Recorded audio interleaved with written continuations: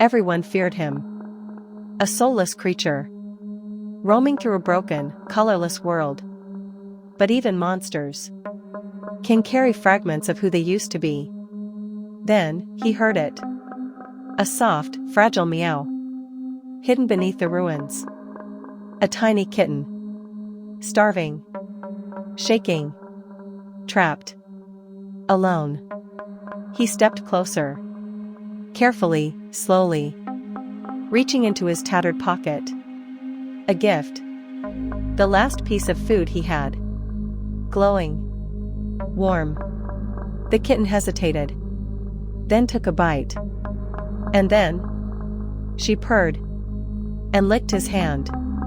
He didn't know why. But something inside him stirred. That night, they didn't just survive.